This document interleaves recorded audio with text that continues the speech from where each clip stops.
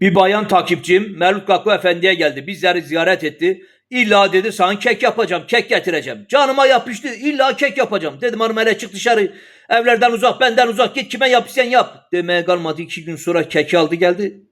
Bayanlarda bir özellik var. Kek ve pasta yaptıkları zaman takdir görmek isterler. Hemen beğendiğini dile getirmeni isterler. Geçti karşıma. Başladı trip hareketler yapmaya. Beğendiğimi söyleyeyim diye biriydi ya. Ben de unuttum o bayanların özelliğini. Dedim anam gaz sancın mı var? Niye öylesin? O güne dedi ki dedim anam gaz sancı mı yapıyor ha? Çok mu sıkıştın? Ya orada lavabo var ha. Git lavaboya ha. O güne gözünü işaret ediyor elimde kitaba. Ben de tuttum bir ağız aldım. Lan burada kaldı. Ne çiğneyebileyim, ne yutabileyim, ne tükürebileyim. İçimden diyeyim ya Rabbi bu ne de başıma geldi. İtin önüne koysan it yemez. Diye hadi söyle ha. Ya sen de hiç yorum yapmadın. Hele bir şeyler söyle. Nasıl? Hoş mu? Sen için özel yaptım. Dedim yapmayadın. Allah bizi hoş eder ha.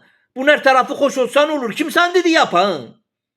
Ulan ne yutabileyim ne çiğneyebileyim. Ey ne odun. O güne karşıma dedi ki hele söyle nasıl olmuş ha. Allah sen aklını almış candala kurtulam. Vah vah vah.